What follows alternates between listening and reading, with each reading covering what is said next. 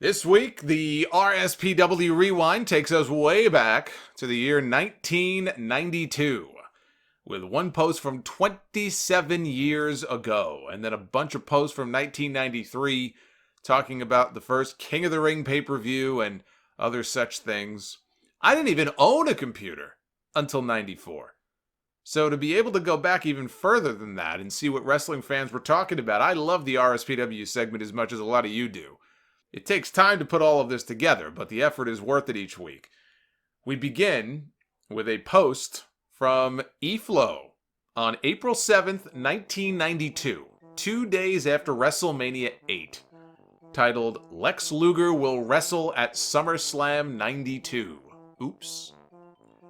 Lex Luger, of course, as we all know now, did not wrestle at Wembley that year at SummerSlam, but he was interviewed via satellite at WrestleMania as the newest addition to Vince McMahon's World Bodybuilding Federation.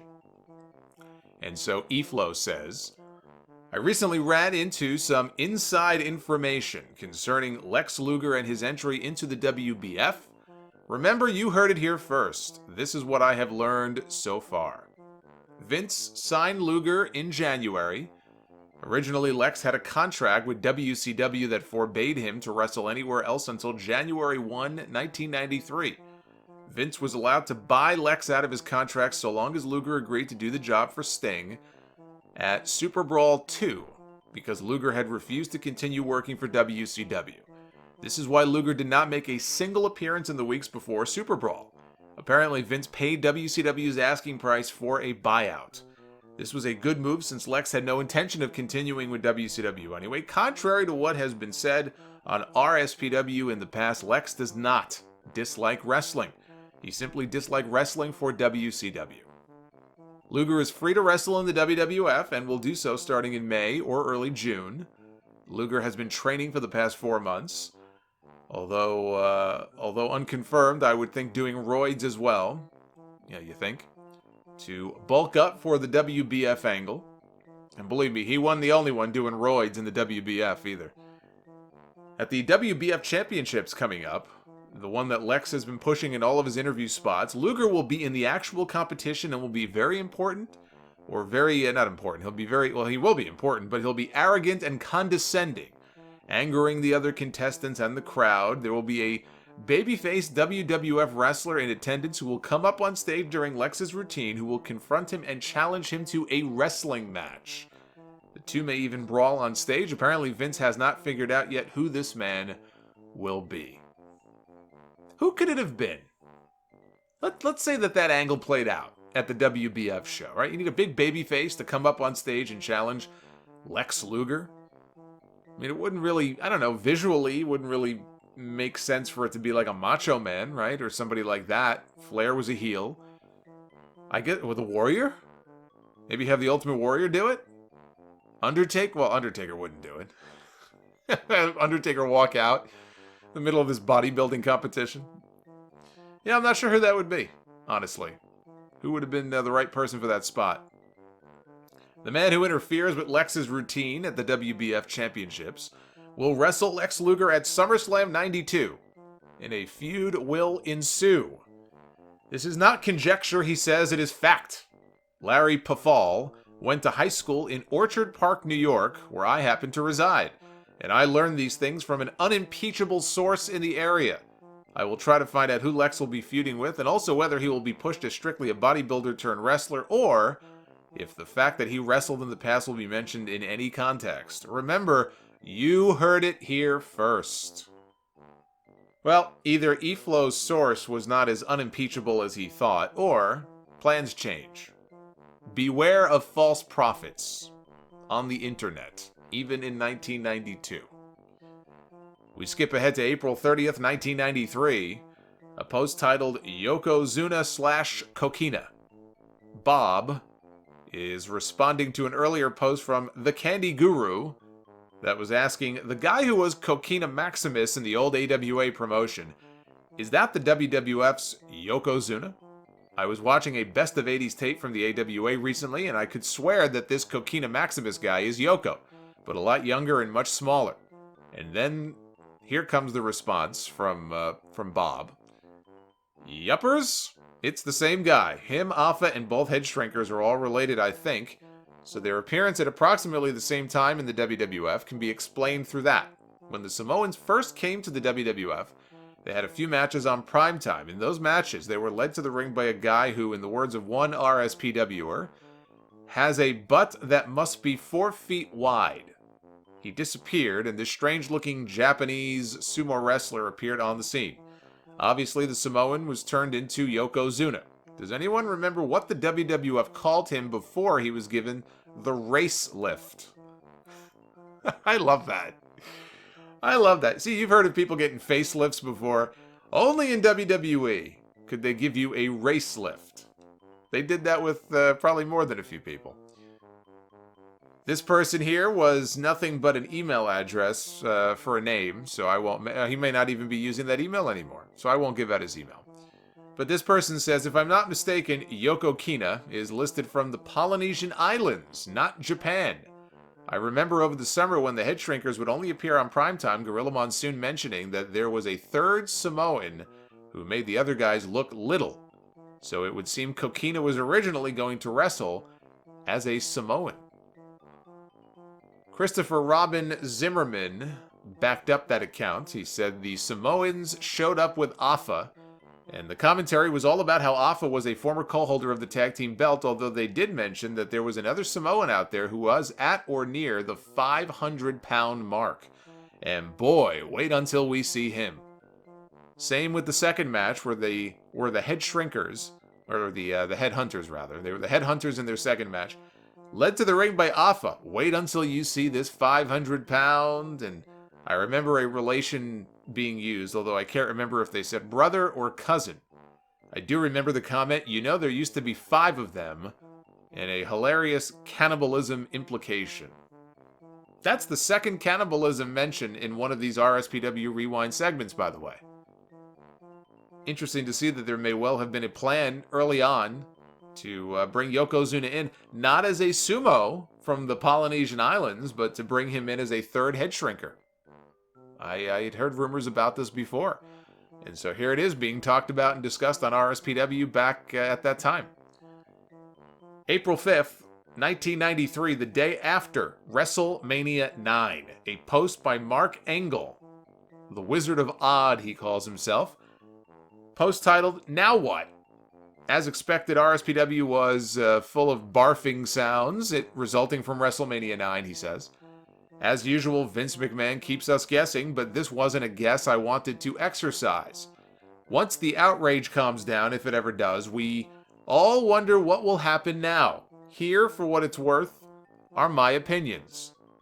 First and foremost, Hulk Hogan will remain as WWF champion all through this post-WrestleMania sorting out period, even if he has to win another tournament. Vince had to give him the heavyweight title and totally destroy the Mega Maniacs tag team angle because Hogan still sells the best when he occupies the spotlight alone. Plain and simple. I'm not saying I like him, but McMahon is all business and what sells is what sells. He just does not look natural next to a tag team partner. Second of all, Beefcake's return just did not generate enough fan interest by itself. It was Hogan's return that generated all the interest. And third of all, turnout at the arena shows has been dismal. Having Hogan again might just boost it. Look for Yoko pounding Hogan's ribs on TV, culminating at SummerSlam. Point number 2. Brutus's best move would be to go to talk to Ted Turner. He had some good matches with Rick Rude in the WWF years ago and could provide interest for WCW. There is certainly nothing left for him in the WWF, except maybe to turn heel against Hogan and take Jimmy Hart with him. Point number 3. Bret Hart may go after the Intercontinental title after Mr. Perfect finishes his go-rounds with Shawn Michaels, or he may also go down to Turnerville. I would not predict him going after Hogan. Their styles are too different for that match to sell. And point number 4, Yokozuna will stick around for a while. Look for him and Undertaker to resume their feud after Yoko versus Hogan has been exhausted. Resume their feud? Did Undertaker and Yokozuna have any interaction with each other before WrestleMania 9? I don't think they did. What the hell's he talking about? They didn't feud for another year. Does this guy have a fucking time machine? Eric Chimmel responds, Perhaps no relation to Tony, or maybe he is. Maybe he is related to Tony Chimmel. Interest may have been generated, but think about this. Though the numbers won't be in for a few days, there is almost no question that Sunday's WrestleMania will most likely have been the lowest pay-per-view buy rate for any WrestleMania in history. Buy rate may drop under 2.0 for this show, and every Mania in the past has done much better than that. In general, pay-per-view buys have dropped dramatically, along with house show attendance and TV ratings over the past couple of years. It would seem to me that while Hogan's presence might be of passing interest to formerly religious wrestling fans, he did not make them want to buy the pay-per-view. I think interest in the business at this point is just so low that nothing, not even Hogan, is going to help all that much. It's unfortunate, but fallout from Vince's glory years is killing the business in the US and Canada right now. I have no idea what it'll take to stop the bleeding, let alone turn things around. Funny enough, if I may interject here, it was Hogan going to WCW and eventually turning heel that really helped turn things around. Although I wonder, and feel free to chime in on this in the comments, but the NWO angle was a great angle at the right time, right? Two ex-WWF guys coming in at the same time. The timing was just perfect, and the way that Bischoff played it was masterful. But what if Hogan had turned heel without the NWO? What if there was no NWO and Hulk Hogan just turned heel and he went to the black and white and he built a little faction around himself and Sting had to be the savior of WCW to get the title off of him? Do you think that WCW would have won 83 weeks worth of television over WWE? You know, what was it more the invasion aspect of the early NWO angle, or was it seeing Hogan finally go heel? Or was it equal parts of both?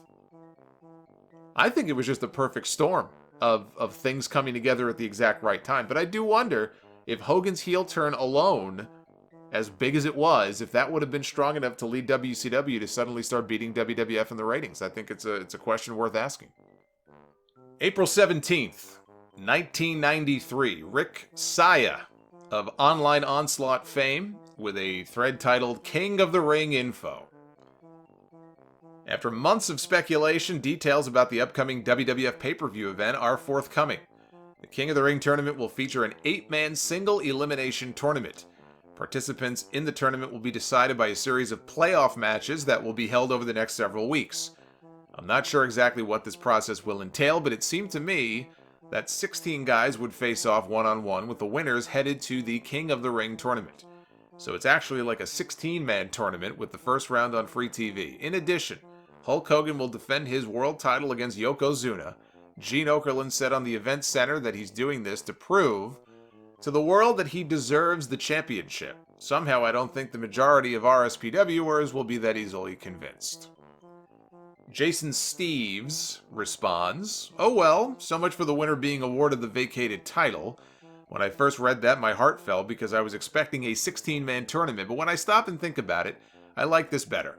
This means we'll get 8 decent matches on the syndicated shows, and 7 tournament matches on the card. With a world title match and maybe a tag team title match, it should work out to a pretty decent show. A 16-man tournament would mean quick matches and a few buys thrown in there. Hopefully the 8-man tournament will have some half-decent matches with no buys. I also hope that McMahon is good enough to throw in a few surprises like face vs. face or heel vs. heel. Wouldn't a Hitman vs. Mr. Perfect match be sweet?" Yes, Jason. Yes, it would be. Rick came back with another post on May 20th about the King of the Ring card titled Still More King of the Ring Speculation, outlining the entire card as he saw it likely shaping up, including Hogan and Yokozuna for the WWF title, which did happen, Shawn Michaels and Marty Jannetty for the Intercontinental title, which did not happen. Shawn defended instead against Crush. And an 8-man tag with the Steiner brothers and the Nasty Boys taking on Money Incorporated and the Head Shrinkers, which was close. It was the Steiners and the Smoking Guns tagging together. So here are his predictions, some of which Rick probably wishes he could take back. Steiners and Nasties beat Money Inc. and Head Shrinkers. This match exists for one reason, to create an excuse for the Steiners to get a tag team title shot at Money Inc. at SummerSlam. Well, little did Rick know that the very next night, after the King of the Ring at a TV taping in Columbus, Ohio, Rick and Scott Steiner would beat DiBiase and IRS to win the WWF Tag Team titles for the very first time. Then 2 nights later at a house show in Illinois, Money Inc. would regain the tag team titles, but then 3 days later, after that, the Steiners would win back the belts at a house show in St. Louis. They played patty cake with the tag team titles. And they did this as a way to try to sell tickets to the live events. They talked about it on TV like, hey, you never know what could happen if the match comes to your city. They could change hands again. It's still crazy that the Steiners won the belts twice, and I don't think there's any footage that ever aired of either title win on TV. I mean, I know they showed still images in one of those event center updates, so we know the matches exist. You know, even Money Inc. Think about this. When Money Inc. first won the tag team titles in 92, right? They beat the Legion of Doom at a house show to win the belts. And DiBiase and IRS had never been a team before on television. They had just been put together and then boom, they're the tag team champions. And the footage, if any was actually shot, has never seen the light of day. Even on these unreleased DVDs they put out in recent years, I have never seen footage, fan cam or otherwise, of that tag team title switch when Money Inc. beat LOD. But DiBiase and IRS, they should have wrestled the Steiners at SummerSlam instead of the Steiners wrestling the Heavenly Bodies. That should have been the match. Rick's predictions continue. He says Shawn Michaels will beat Marty Jannetty. I'm pretty sure Monday night's events mean that Crush is being taken out of the IC title picture, at least for now. Either Jannetty's victory will stand, with a title rematch taking place at the King of the Ring, or Shawn Michaels will be reinstated as the champion but forced to defend against Marty at the King of the Ring. Either way, Michaels is walking out of Dayton as the champion. That way, he can drop the strap to Mr. Perfect at SummerSlam. And Hulk Hogan will pin Yokozuna. Pretty obvious, he says. There's no way in hell that Yokozuna will ever be WWF champion. His reign of 30 seconds hardly counts. Not even Hogan's critical words in Japan about the WWF will bring about a title loss to Yokozuna.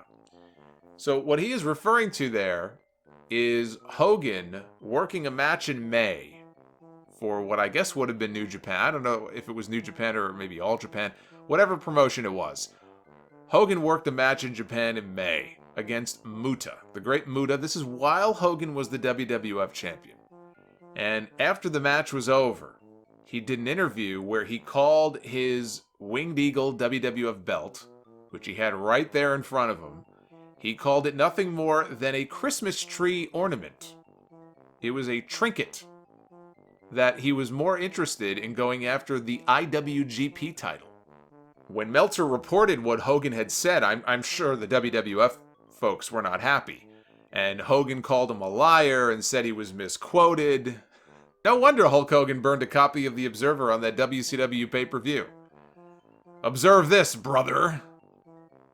Rick goes on to say that Hogan has to keep the title because he's got a date with Destiny, that being the last Monday in August in Auburn Hills, Michigan against Bret Hart at SummerSlam. I always found it very odd when they would have a pay-per-view on a Monday night, and Raw was already on the air at this point. And there were pay-per-views that they would, like SummerSlam that year, that were held on a Monday night. It was always very strange to me. Everything about Rick's prediction here was a fail, but it's what should have happened. I mean, I can't say he didn't have the right idea. It should have been Bret Hart and Hulk Hogan at SummerSlam for the championship. He's absolutely right.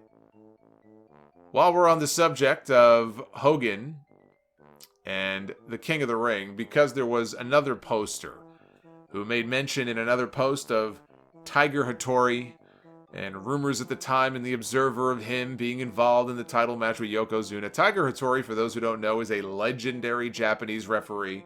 He recently retired.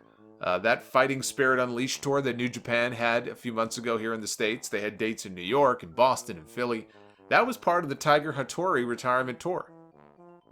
I believe he may have been a heel referee in Japan at that time, back in '93, but the original plan was for WWE to bring Hattori in as the evil Japanese referee for the main event, who would screw Hogan out of the championship in his match with Yokozuna, instead of doing what they did, which was the exploding camera finish, probably with Harvey Whippleman in that costume as the camera person. He was posing as a photographer. Apparently in Japan at the time, this was not a big secret. It was openly mentioned that they were bringing Hattori in. He thought he was being brought in for the match, and then plans changed for some reason. And they ended up not using him. And that would have at least made sense. The lack of follow-up or even a mention of the whole camera guy deal, no effort put into figuring out who was the cameraman. They just played it off like he was a legitimate camera person whose camera exploded, even though he was dressed like... I mean, go back and watch the King of the Ring 93 match with Hogan and Yokozuna. Look at the way that this camera guy is dressed. Are you kidding me? We're supposed to buy into the fact that he's just a regular camera person. There ain't nothing unusual about him or his appearance. He wasn't suspect in any way. They never even followed up on it.